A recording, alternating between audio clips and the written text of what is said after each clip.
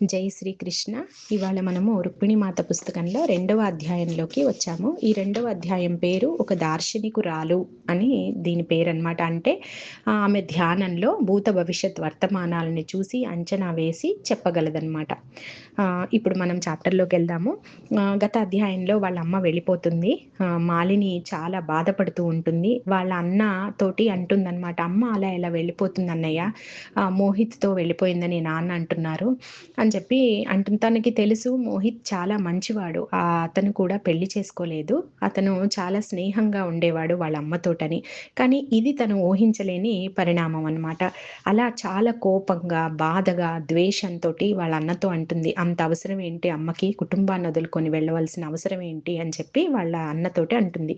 అప్పుడు వాళ్ళ అన్న ఓదారుస్తాడు తనని, ఏడవద్దు, నీకు అమ్మ సంగతి తెలుసు కదా, అమ్మ చాలా మంచిది, అమ్మ ఎప్పుడు తప్పు చేయదు, అమ్మ ఏదో పరిస్థితిని ఎదుర్కొని ఉండవచ్చు, గత్యంతరం లేక వెళ్ళిపోయి ఉండొచ్చు, నువ్వు అలా అమ్మని నువ్వు ఆ భావన పెట్టుకోవద్దు అని చెప్పి ఆ అబ్బాయి చెప్తాడు. కానీ మాలిని మాత్రం అది జీర్ణించుకోలేకపోతుంది. అప్పుడు ఆ అబ్బాయి అంటాడు, నువ్వు కొంచెం పెద్ద అయితే అమ్మ ఎదుర్కొన్న పరిస్థితి ఏంటి, తను ఎందుకు వెళ్ళింది అర్థమవుతుంది మాలిని, అప్పటి వరకు నువ్వు ఓపిక పట్టు, నువ్వు ఎలాంటి భావనను పెట్టుకోవద్దు, అలా ద్వేషపూరితంగా మాట్లాడొద్దు అమ్మ పట్ల అని చెప్పి ఆ అబ్బాయి చెప్తాడు. ఆ అబ్బాయికి కొంతగా అర్థమవుతుంది. ఆ అబ్బాయి చిన్న పిల్లవాడే కానీ ఆ అబ్బాయి చూసాడు కాబట్టి, వాళ్ళ అమ్మ పరిస్థితి ఏదో చూసాడు, అమ్మ ఎదుర్కొంటున్నటువంటి ఆ ఘర్షణ చూసున్నాడు కాబట్టి కొంత ఏదో ఆ అబ్బాయికి అర్థమైంది, అమ్మ అయితే తప్పు చేసి ఉండదు అని చెప్పి ఆ అబ్బాయి అనుకున్నాడనమాట. ఇలా మాలినిని ఓదారుస్తుంటాడు. ఈలోపు మహేందర్ వాళ్ళ ఇంటికొస్తాడు. ఇంటికొచ్చి వాళ్ళ నాన్నతోటి అంటాడనమాట, నువ్వు ఎలాగూ నాకు ఉపయోగపడవు, నువ్వెలాగూ పనికిరావు నాకు, నీ భార్య ఏమో వెళ్ళిపోయింది, నాకు ఇప్పుడు డాన్సర్ లేని లోటు కమ్యూనిటీలో ఉంది, కాబట్టి నువ్వు నీ బిడ్డను నాకివ్వు, తనకి నేను శిక్షణ ఇచ్చి పెద్దయిన తర్వాత నేను పెళ్లి చేసుకుంటాను అని అతను అంటాడు మహేందర్. ఒక్కసారి వాళ్ళ నాన్న షాక్ అవుతాడనమాట. అదేంటి నువ్వు పెళ్లి చేసుకోవడం, వాళ్ళ నాన్నకి మహేందర్ ఒకటే ఏజ్ వాళ్ళనమాట, అంత పెద్దవాడు. అప్పుడు నీ కొడుకుల్లో ఎవరికైనా ఇచ్చి పెళ్లి చేయమంటే చేస్తా గానీ నీతో మాత్రం నేను పెళ్లికి ఒప్పుకోలేను అని అతనితోటి అంటాడనమాట. అప్పుడు ఇతను బెదిరిస్తాడు మహేందర్, నువ్వు గనక ఒప్పుకోకపోతే నీకు ఇక్కడ మనుగడ ఉండదు, ఇంకా నిన్ను బతకనివ్వను, నేను మీ కుటుంబానికి నేను మనుగడ లేకుండా చేస్తాను అని చెప్పి బెదిరిస్తాడు. దాంతో అతను లొంగిపోతాడు. సరే అయితే 3 షరతులు నేను పెడతాను, ఆ షరతులతో కూడినటువంటి ఒక పెళ్లి ఒప్పందం మనం చేసుకుందాము అని చెప్పి అనుకుంటారనమాట. అది ఏంటి అంటే, 1వ షరతేమో ఆ అమ్మాయికి చక్కగా శిక్షణ ఇవ్వడము, 2వది రాజభవనంలో తన నృత్య ప్రదర్శన ఇప్పించడం. అది చాలా గొప్ప ఖ్యాతి కదా రాజభవనంలో ఇవ్వడం, కాబట్టి రాజభవనంలో ప్రదర్శన ఇప్పించడం 2వ షరతు. 3వ షరతు, అప్పటి వరకు ఆ అమ్మాయిని ఏ రకంగానూ ఇబ్బంది పెట్టకూడదు, తాకకూడదు అన్నది వాళ్ళ నాన్న పెట్టిన 3 షరతులు. సరే మహేందర్ దాందే ఉంది, ఇవన్నీ నాకెంత అని చెప్పి ఒప్పుకుంటాడు. ఇవన్నీ వింటున్న లోపలి గదిలో ఉన్న మాలిని చాలా బాధపడుతుంది. ఇంకా తన అమ్మ మీద ద్వేషం పెరుగుతుంది. అమ్మ నన్ను వదిలిపెట్టి వెళ్ళిపోబట్టే కదా నాకు ఇలాంటి పరిస్థితి వచ్చింది, నన్ను బలిపశువుని చేశారు వీళ్ళందరూ కలిసి అని చాలా తను లోపల కుమిలిపోతుందన్నమాట. ఈ విషయం తెలిసి అభిషేక్ కూడా కోపంతో ఊగిపోతాడు. వాళ్ళ నాన్న దగ్గరికి వెళ్ళి అరుస్తాడు, అభ్యర్థిస్తాడు. ఇలాగా వాళ్ళ నాన్నతోటి చెప్పినా కూడా ప్రయోజనం లేక వాళ్ళిద్దరు పిల్లలు అంటే నిశ్శబ్దంగా ఉండిపోతారనమాట. ఆ తర్వాత వాళ్ళ నాన్న ఒక 4 రోజుల తర్వాత వీళ్ళు మాట్లాడకపోవడము, వీళ్ళు బాధపడడము చూసి వాళ్ళ నాన్నొచ్చి చెప్తాడనమాట. ఏమనంటే, మీరు ప్రస్తుతానికి నటించండి అతను చెప్పినట్టు, నేనేదో ఒక ఉపాయం చూసి మాలినిని ఈ పరిస్థితి నుంచి బయటికి తీసుకొస్తాను, ప్రస్తుతానికి నటించండి అని చెప్పి మాలిని అభిషేక్ తోటి అంటారనమాట. ఇంకా అంతకన్నా తను కూడా ఏం చేయలేరు కాబట్టి పిల్లలు, ఇక వాళ్ళు కూడా సరే అంటారు. ఇక మాలిని శిక్షణ మొదలవుతూ ఉంటుందన్నమాట అప్పుడప్పుడే. ఈలోపు మాలినికి ఇంకొక పిడుగుపాటి వార్త తన జీవితంలోకి వస్తుంది. ఒక రోజున మాలిని శిక్షణ నుంచి ఇంటికి వచ్చేటప్పటికి అభిషేక్ కనిపించడు. అభిషేక్ ఏమయ్యాడు, అన్న ఏమయ్యాడు అని వాళ్ళ నాన్నని అడిగినప్పుడు, ఆ అన్న మన కుటుంబంలోని వాడు కాదు, నేను అమ్మ ఒక రోజున మధుర వెళ్తున్నప్పుడు ఒక ప్రమాదంలో ఆ అబ్బాయి అంటే ప్రమాదం జరిగి వాళ్ళ పేరెంట్స్ గాయపడడమో చనిపోవడమో జరిగింది, వాళ్ళైతే అక్కడ లేరు, ఈ అబ్బాయి ఒక్కడే అక్కడ ఏడుస్తూ గాయపడి ఉంటే అమ్మ దగ్గరికి తీసుకుంది, అప్పటి నుంచి ఆ అబ్బాయిని దత్తత తీసేసుకున్నాం మేము. అందుకని అందుకనే మన కుటుంబంలో ఆ అబ్బాయి ఎప్పుడూ ఇమడలేకపోయేవాడు. అతను క్షత్రియ వంశీయుడు అని చెప్పి చెప్తాడు. ఆ మహేందర్‌కి ఈ మధ్యనే వాళ్ళ కుటుంబం వాళ్ళు ఈ అబ్బాయిని వెతుకుతూ కనపడ్డారట.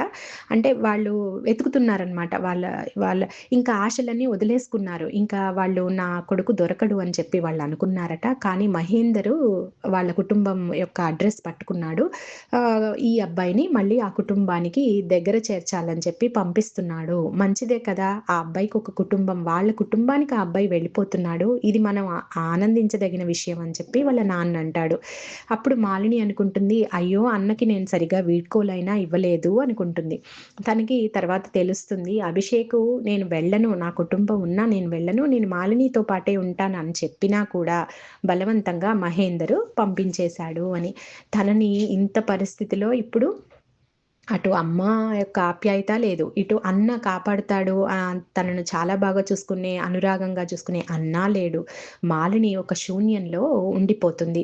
మాలినికి అప్పుడు గుర్తొస్తుందనమాట. అన్న తనతో మాట్లాడిన చివరి మాటలు. అంటే తనున్నప్పుడు ఏమని మాట్లాడాడు అంటే, "నువ్వు గనక ఇలాంటి పరిస్థితి ఆ అబ్బాయిని చేసుకోవాల్సిన, ఆ మహేందర్‌ని చేసుకోవాల్సిన పరిస్థితే గనక నీకు వచ్చినట్టయితే, నువ్వు ఇక్కడి నుంచి బయటపడు" అని చెప్పి వాళ్ళ అన్న చెప్తూ ఉంటాడు. అవి తన చెవులో రింగు రింగున తిరుగుతూ ఉంటాయన్నమాట.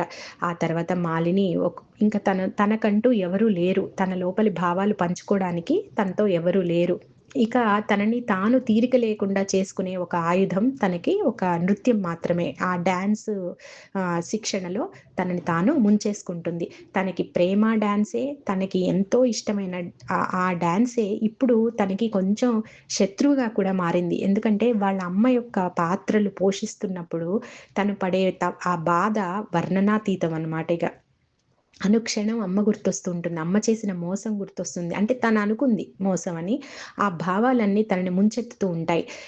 తనకు ఆ పాత్రలంటే ఇష్టం లేదు. అమ్మ చేసిన పాత్రలు గాని, అమ్మ కథలు గాని, అమ్మ చెప్పినవన్నీ కూడా తను నెమ్మదిగా తన మనసులోంచి తుడిచేస్తూ ఉంటుంది. ఆ యొక్క హృదయాన్ని క్లోజ్ చేసుకుంటూ ఉంటుందన్నమాట. అలా తను ఇంకా ఏం చేయలేదు. ఆ శిక్షణలోనే తనని తాను ఆ ప్రదర్శన అంటే తీరిక లేకుండా గడిపేస్తూ ఉంటుంది. ఆ బాధని మర్చిపోవడానికి. ఇలా రోజులు గడుస్తూ ఉంటాయి. సంవత్సరాలు గడుస్తూ ఉంటాయి. తనకెప్పుడు ఆ షరతులతో కూడిన వివాహం అనే ఆ యొక్క అది తనని కారు మబ్బులా వెంటాడుతూ ఉంటుందనమాట. ఎప్పుడు గుర్తొచ్చినా తనకి అమ్మ మీద ద్వేషం పెరిగిపోతుంది. ఈ పరిస్థితికి కారణం తనే కదా! అని చెప్పి ఇంకా బాధపడుతూ ఉంటుంది. ఈ ఈ క్రమంలోనే వాళ్ళ నాన్న వచ్చి ఈ ప్రయత్నాలేం చెయ్యడాయన. తనని బయట పడేయడానికి ఈ పరిస్థితి నుంచి ఏ ప్రయత్నము చేయకుండా తనని ఇంకా మహేందర్‌తో వివాహానికి ఒప్పించడానికి చూస్తాడు.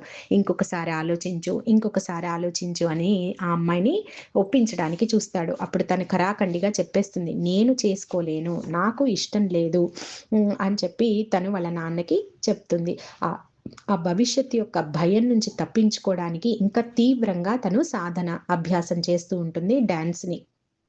తనకు తెలుసు అది తన ఆ ద్వేషము, ఆ డాన్స్ అంటే తనకి ఒక రకంగా ఆ పాత్రలంటే తనకి ద్వేషము తనకుంది. కానీ ఇంకా అంతకు మించిన ఆమె దగ్గర ఇంకా సొల్యూషన్ ఏం లేదు. తనని తాను ఆ డాన్స్ అభ్యాసంలో ముంచేసుకోవడమే తనకి తెలుసనమాట. తనని సంగీతం ఎప్పుడైతే సంగీతంలో పక్కన డ్రమ్స్ బీట్ అవన్నీ వస్తూ ఉంటాయో, భాషకి అందని లోపలి భావాలన్నీ తను తన డాన్స్ ద్వారా వ్యక్తపరిచేదనమాట. అది గొప్ప వరం తనకి. అంటే తన లోపలి భావాలన్నిటిని కూడా తను భాషకి అందని భావాలని ఆ యొక్క భంగిమలలో తను బయటికి చెప్తూ ఉండేదనమాట. అది వాళ్ళ అమ్మ దగ్గర ఉన్నటువంటి ఒక గొప్ప లక్షణం. అది మళ్ళీ మాలిని దగ్గర ఉన్నటువంటి కూడా ఒక గొప్ప లక్షణం, అరుదైనది కూడా. ఇక కమ్యూనిటీలో తను అలా తీరిక లేకుండా గడుపుతున్న రోజుల్లోనే ఒంటరితనం అనుభవిస్తూ ఉంటుంది. ఎవ్వరు తనతో మాట్లాడరు. ఎందుకంటే మహేందర్‌కి భయపడి ఎవ్వరు తనతో స్నేహం చేయడానికి జంకుతూ ఉంటారనమాట. ఇక అబ్బాయిలైతే సరే ఎవ్వరు మాట్లాడరు. కానీ అందులోనే ఒక అబ్బాయి మాత్రం తను డాన్స్ వేసేటప్పుడు అంటే వాళ్ళిద్దరూ కలిసి చేసేటప్పుడు ఆ అబ్బాయి కళ్ళల్లో అనురాగం చూస్తుంది తను. ఒక అబ్బాయి కళ్ళల్లో. అంటే తన పట్ల ఆ అబ్బాయికి కొంత ఇష్టము ఉంది అని తనకు కూడా తెలుస్తుంది. కానీ ఎవరు మాట్లాడుకోరు అప్పటికి కళ్ళతోటే. ఆ తర్వాత కొన్ని రోజులకి ఆ అబ్బాయి ఎవరు లేని సమయంలో ఆ అబ్బాయి ఆ అమ్మాయి దగ్గరకొచ్చి, మాలిని దగ్గరకొచ్చి మాట్లాడటానికి చూస్తాడనమాట. అప్పుడు మాటలు కలుపుతాడు. వాళ్ళు ఏం మాట్లాడుకున్నారు అంటే, విదర్భ నుంచి ఒక అవ్వ వచ్చింది. దార్శనికురాలు తను. అంటే ఇందాక నేను చెప్పినట్టు భవిష్యత్తుని చెప్పగలిగిన ఆవిడ. మా అమ్మ ఆవిడకి స్వీట్లు పంపిస్తానంటోంది. నేను వెళ్తున్నాను. నువ్వు కూడా వస్తావా నాతో పాటు? ఒక 10 నిమిషాలు ఈ పక్కనే ఉంటోంది. మన ఇంటికి దగ్గరలోనే ఉంటోంది. ఒక్కసారి మనము వెళ్ళొద్దాము. నువ్వొస్తావా అని అడుగుతుంది. ఆహ్, తనకి తెలుసు. మాలినికి తెలుసు.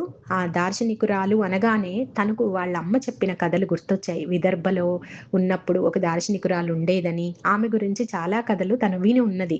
అందుకని అమ్మ జ్ఞాపకాలు, అమ్మ కథలు తనకి ఆమె వాటిని ద్వేషిస్తుంది కాబట్టి, తను వెళ్ళాలని తనకు అనిపించదు. అమ్మ జ్ఞాపకాలు మళ్ళీ తనని ముంచెత్తుతాయని చెప్పి.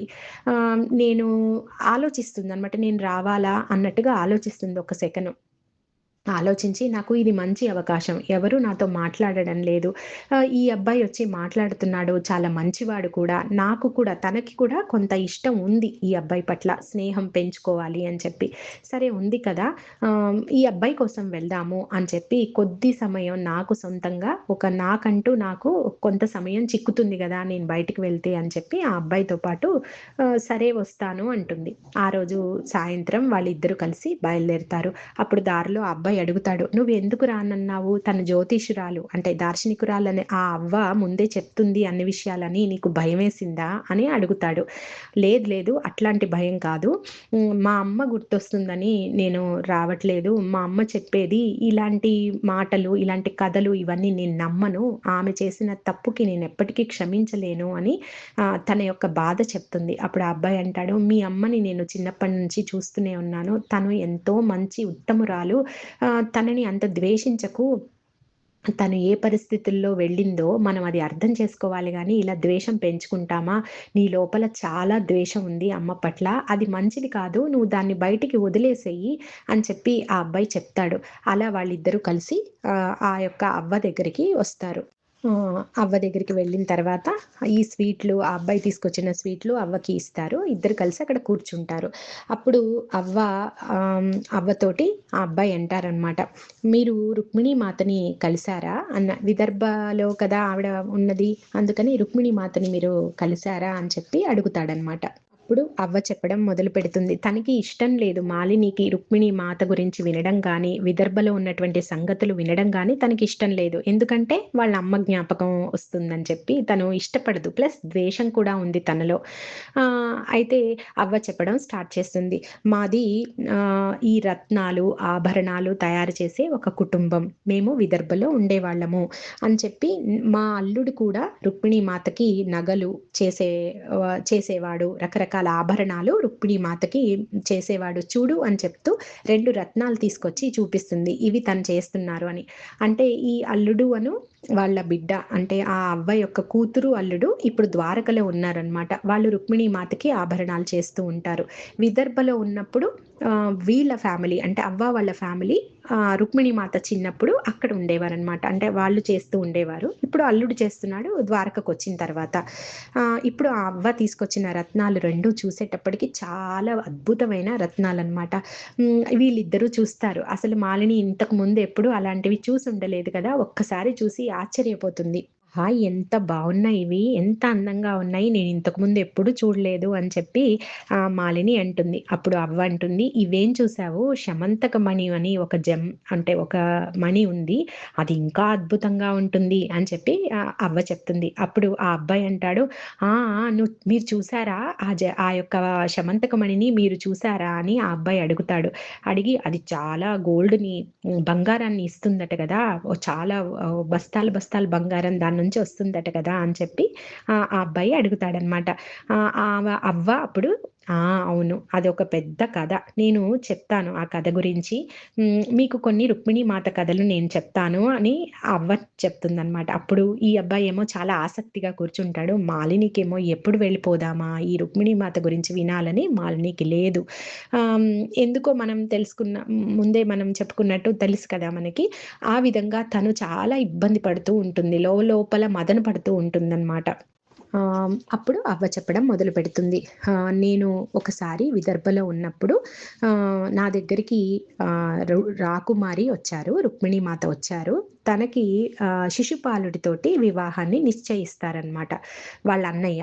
అప్పుడు మాతకేమో తన హృదయ స్థానం కృష్ణుల వారికి ఎప్పుడో అర్పించుకున్నారు. కాబట్టి కృష్ణుల వారిని పెళ్లి చేసుకోవాలని రుక్మిణీ మాతకు ఉంది. కానీ వాళ్ళ ఇంట్లో వాళ్ళు శిశుపాలుడితోటి వివాహం నిశ్చయించారు. మాతకి తెలుసు తన హృదయంలోని వారే తనకొస్తారని. అయినా కూడా చిన్న ఆందోళన పడుతూ ఉంటారనమాట. ఒక చిన్న పిసరు.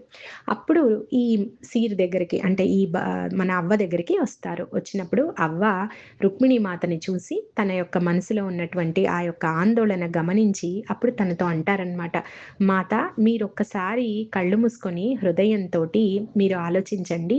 మీకు నచ్చిన వారే మీకు దక్కుతారు. మీరు కృష్ణుల వారినే పెళ్లి చేసుకుంటారు అన్నట్టుగా తను సూచన చెప్తారు అవ్వ. అప్పుడు మాత చాలా వరకు ఒక ఏమంటారు ఒక రిలీఫ్ పొందుతారనమాట. అంటే ఓకే అనుకుంటారు.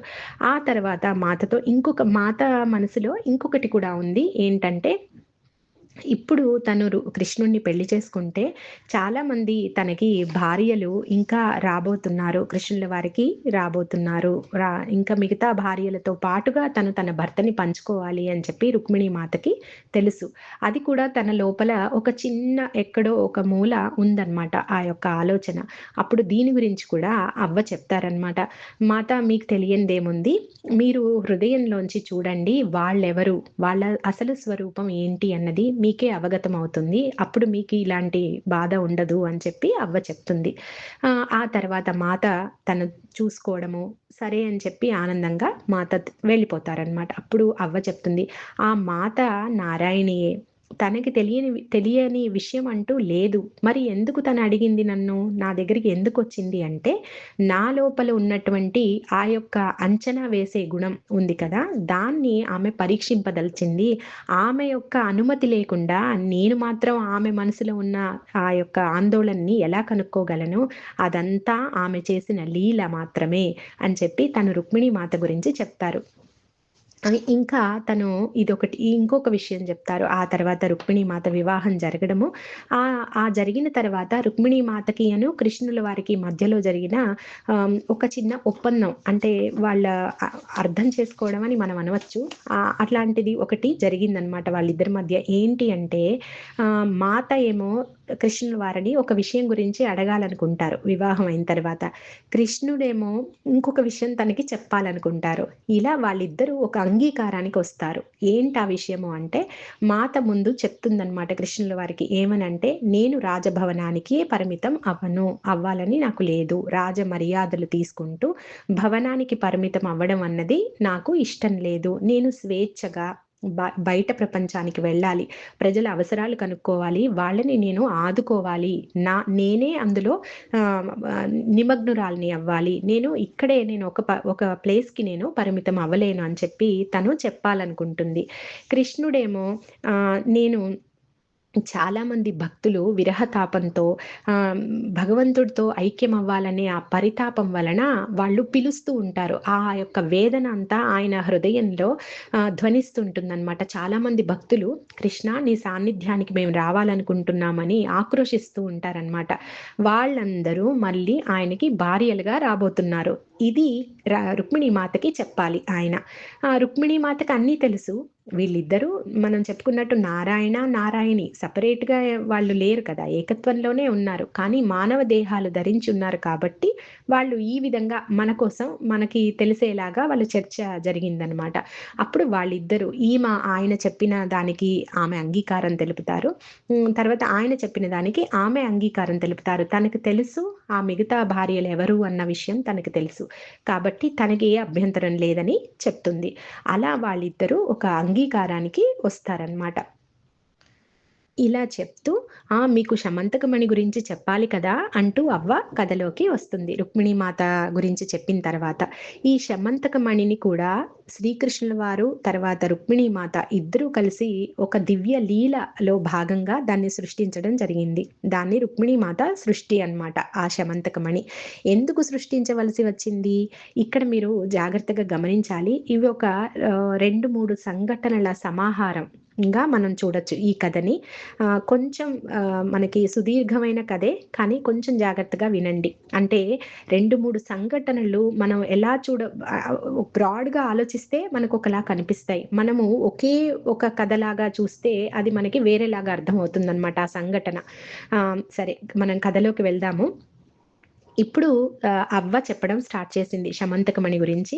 రుక్మిణీమాత దాన్ని సృష్టించారు. ఎందుకు అంటే శ్రీకృష్ణుల వారి దగ్గర సత్రాజిత్ అని ఒక కోశాధికారి ఉన్నారనమాట. ఆయన చాలా మంచివాడే, కానీ చాలా దురాశ ఉందనమాట ఆయనకి. ఏం దురాశ అంటే ఎక్కడ లేని విలువైన రత్నాలన్నీ మన దగ్గరే ఉండాలి అని చెప్పి ఆయన కోరిక. అంటే బంగారం పట్ల, ఆభరణాల పట్ల, రత్నాల పట్ల ఆయనకి చాలా అభిలాష ఎక్కువనమాట.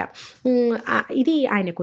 ఇది ఉండవలసిన లక్షణం కాదు, తొలగించవలసిన లక్షణం అని చెప్పి కృష్ణుడు, మన రుక్మిణీమాత అనుకుంటారు. ఎలాగైనా ఈ యొక్క కుసంస్కారాన్ని మనము సంస్కరించాలి అనుకుంటారు. మరి అదే కదా, మహితాత్మలు మన మధ్య ఉన్నప్పుడు మనలో సంస్కారాలు అలాంటివి ఏవైనా ఉంటే వాటిని వాళ్ళు వదిలించడానికి, మనల నుంచి వదిలించడానికి ఈ సంఘటనల్ని జరుపుతారనమాట. సరే, అలా వాళ్ళు అనుకుంటారు. ఒక రోజున ఈ మణిని సృష్టించి అతను వెళ్ళే దారిలో దాన్ని కనపడేలా చేస్తారనమాట. అప్పుడు ఆయన ఏమనుకుంటారు, ఆయనకు ఒక గొప్ప గుణం ఏంటంటే సూర్య ఆరాధకుడు. ఆయన విపరీతమైన సూర్య ఆరాధకుడు అనమాట.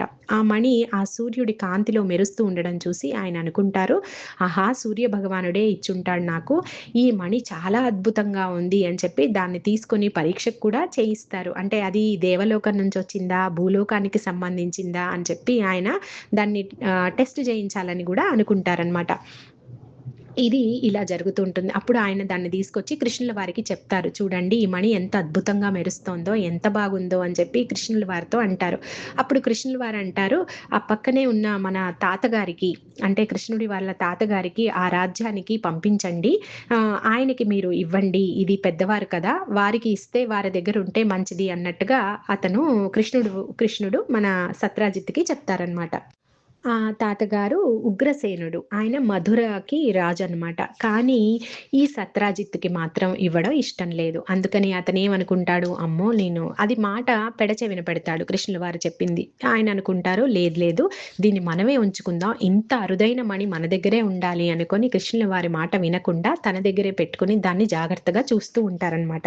ఒకసారి ఆయన బయటికి వెళ్తూ తన తమ్ముడికి చెప్తారు, ప్రసేనుడికి చెప్తారనమాట, దీన్ని జాగ్రత్తగా నువ్వు చూస్తూ ఉండు, నేను ఇలా అవసరం పడి బయటకు వెళ్తున్నాను అని. సరే అని అతను ప్రసేనుడు కూడా దాన్ని జాగ్రత్తగా చూస్తూ ఉంటారనమాట. దాన్ని ఎప్పుడు వదలరు ఒంటరిగా ఆ మణిని. అప్పుడు ప్రసేనుడు ఏం చేస్తాడు, తను కూడా వేటకు వెళ్ళాలని తన కోరిక కలిగి ఆ మణిని వదలకుండా ఆ మణిని ధరించి వెళ్తాడు వేటకి. ఆ వేటలో భాగంగానే ఆయన ఒక పులి బారిన పడడము, ఆ పులి ఒక గుహ దగ్గరికి ఆయన్ని చంపేసి గుహ దగ్గరికి తీసుకొస్తుంది. పులి కాదు, సింహం. అది తీసుకొచ్చినప్పుడు ఆ సింహము గాండ్రిస్తూ ఒక గుహ దగ్గరికి వచ్చి దాన్ని తిందామని చెప్పి అక్కడ చంపేసిన ఆ మృతదేహాన్ని తీసుకొని వస్తుంది. ఆ మణిని అది పట్టించుకోదు, పక్కన పడేస్తుందనమాట. తిందామని కూర్చొని గాండ్రిస్తూ అలా కూర్చొని ఉంటుంది ఒక గుహ దగ్గర. ఇది మనం సినిమాల్లో చూసిన కథ గదా! సరే, ఈ కథని పక్కకు పెట్టండి. ఆ గుహ లోపల ఉన్నటువంటి జాంబవంతుడు ఉంటాడు ఆ గుహలో ధ్యానం చేస్తూ.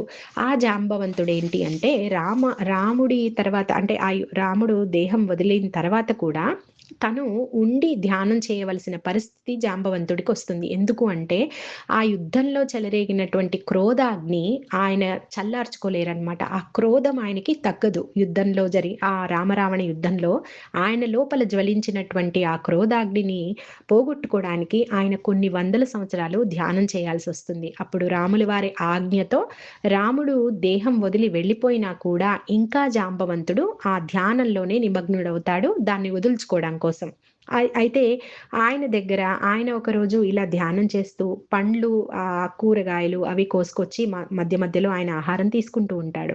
ఆ టైంలోనే తనకొక చిన్న పాప ఏడుపు వినిపించడం, ఆ పాపని తను తీసుకొచ్చి పెంచుకోవడం, ఆ పాపనే జాంబవతిగా పేరు వస్తుందనమాట ఆ పాపకి. ఖాళీగా ఉన్నప్పుడు ఆ పాపకంటే ధ్యానంలోంచి ఆయన మామూలుగా వంట చేసుకునేటప్పుడప్పుడు ఆ పాపకి తనకు తెలిసిన లోకము, తనకు తెలిసినటువంటి విషయాలైన సీతారాముల గురించి చెప్తూ ఉంటాడు. ఆ పాప ఇవన్నీ చాలా జాగ్రత్తగా వాళ్ళ నాన్న చెప్పేవన్నీ వింటూ ఉంటుంది. సీతమ్మ గురించిన ముచ్చట్లు, రాముల వారి గురించిన ముచ్చట్లు ఎంతో ఆరాధనగా ఆయన తదాత్మ భావనలో చెప్తూ ఉంటే, ఈ పాప కూడా వాళ్ళని అనుభూతి చెందుతూ ఉంటుంది తన హృదయం ద్వారా. తర్వాత అలా పెరిగి పెద్దదవుతూ ఉంటుంది ఆ పాప. జాంబవంతుడు ధ్యానంలో ఉన్నప్పుడు ఈ పాప ఆడుకుంటూ సీతమ్మ యొక్క ప్రెజెన్స్‌ని ఆ పాప ఫీల్ అవుతూ ఉంటుంది. అంటే సీతమ్మ ఉనికి తనకి తెలుస్తూ ఉంటుంది. సీతమ్మ వారు కనపడసాగుతుంది. సీతమ్మని ఒక ఆరాధనతోటి ఆవిడ పూజిస్తూ ఉంటుంది ఆ చిన్న పాప. ఇది ఇలా జరుగుతూ ఉంటుంది. ఈ బయట గాండ్రింపు వింటాడనమాట. ఇక్కడ ఉన్నటువంటి జాంబవంతుడు వింటాడు. విని అమ్మో! పాపకేదన్నా హాని తలపెడుతుందేమో ఈ సింహము అని చెప్పి బయటకొచ్చి దాన్ని పోరాడి చంపేస్తాడు. అక్కడే ఉన్న మణిని తీసుకొచ్చి ఆ పాపకిస్తాడు. ఆ పాప చాలా అద్భుతంగా ఉంది అంటూ దాని మీద ప్రేమ పెంచుకొని దాంతో ఆడుకుంటూ ఉంటుంది. ఈ లోపుల ఈ సత్రాజిత్తు ఇక్కడ కృష్ణుడి దగ్గరికొచ్చి, నేను మణిని ఇవ్వలేదని చెప్పి మీరు నా తమ్ముడిని చంపేశారా? ఎక్కడ పెట్టారు? మణి ఏమైపోయింది?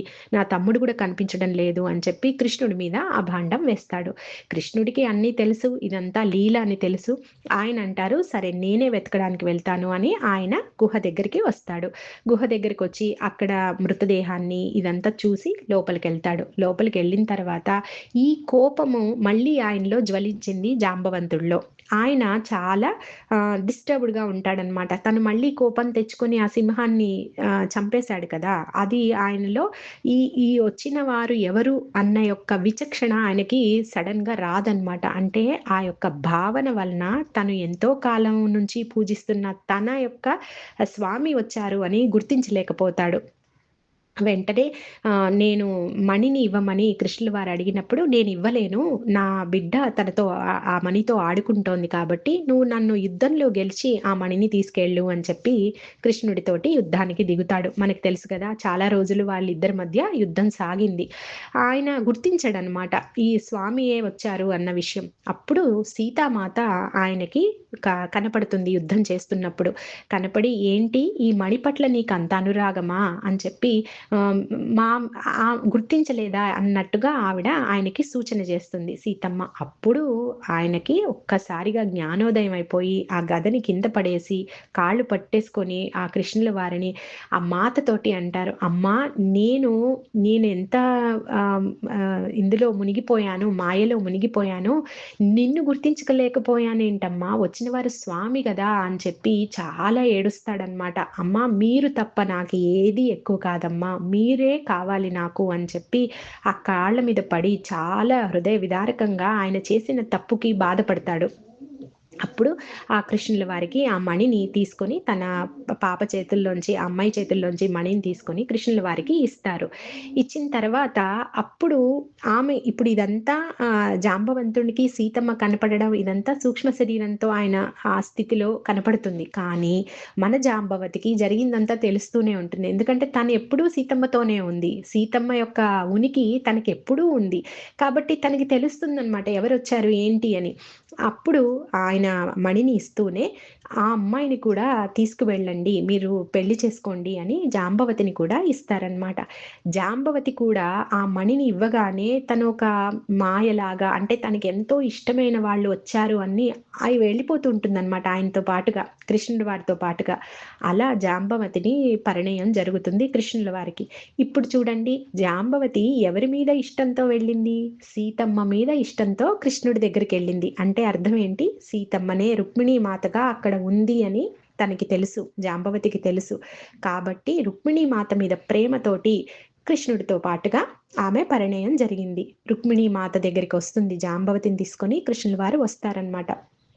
వచ్చినప్పుడు జాంబవతి రుక్మిణీ మాత ఎలా ఉంటారంటే, మనము చూసి ఒక రాణి, యువరాణి, ఒక రాణి అని అనుకోలేమంట జాంబవతిని. అంత ఆరాధన, ఒక సేవకురాలు ఎలా సేవ చేస్తారో, ఎంత వినయము, సౌశీల్యముతో ఉంటుందో జాంబవతి, ఆ యొక్క కృష్ణవారిని రుక్మిణీ మాతని ఎంతో ప్రేమగా, ఆరాధనగా ఆవిడ చూసుకుంటారనమాట. ఇలా ఈ 3 సంఘటనల ద్వారా, ఒకటి సత్రాజిత్ యొక్క దురాశని పోగొట్టారు. ఇటుపక్క మన జాంబవంతుడికి ఆ క్రోధాగ్ని చల్లార్చుకోవడానికి ఒక అవకాశం ఇచ్చారు. ఆ యుద్ధం ద్వారా ఆయనలో ఉన్నటువంటి ఇంకా లేశమాత్రమైన ఆ క్రోధము పరమాత్మయే దాన్ని తీసేయడానికి వచ్చారనమాట. అది తీసివేసి ఆయనకి ముక్తిని ప్రసాదించారు. ఇలా ఈ 2 సంఘటనలు జరగడం ద్వారా జాంబవతిని రాజ్యంలోకి తీసుకురావడము, ఒక సౌశీల్యాన్ని, వినయం అనే గుణాన్ని ఆ రాజభవనంలోకి తీసుకురావడం జరిగింది జాంబవతి రూపంలో.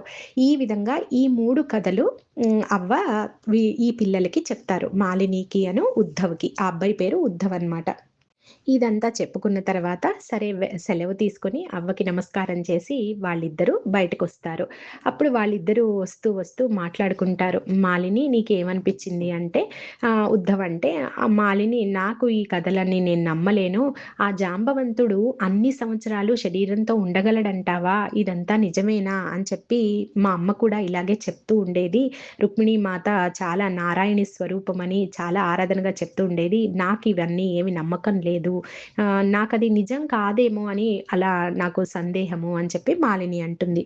అప్పుడు ఉద్ధవ్ అంటాడు, "సరే జాంబవంతుడి విషయంలో మనకి అర్థం కాదు. బహుశా చాలామంది యోగులు అదే శరీరంతో ఉండరట మాలిని. నేను విన్నాను చాలామంది దివ్యాత్మలు తమ శరీరానికి వయస్సు రాగానే ఇంకొక దేహంలోకి వెళ్ళిపోతారని మా అమ్మ చెప్తూ ఉండేవారు. ఈ విషయం" అని ఉద్ధవ్ గూడా చెప్తాడనమాట. ఇంకా ఉద్ధవ్ ఏం చెప్తాడు అంటే, "సాధారణ రాజకుమారి కాదు రుక్మిణీ మాత అంటూ మా అమ్మ చాలా కథలు చెప్తుంది" అని ఉద్ధవ్ చెప్తాడు. అప్పుడు మాలినికి తన తల్లి గుర్తొస్తుంది. తన తల్లి కూడా అలాగే చెప్పేది గదా! అప్పుడు మాలిని అంటుంది, "మా అమ్మ కూడా ప్రగాఢంగా ఇలాగే విశ్వసించేది. కానీ నేను మాత్రం అంగీకరించలేను" అంటూ తన బాధని, అసహనాన్ని చెప్తుంది. ఇలా కలిసి ఇద్దరు ఒక దగ్గర కూర్చుంటారనమాట దారిలో. అప్పుడు ఉద్ధవ్ అంటాడు, "నేను నీ పరిస్థితి అర్థం చేసుకోగలను.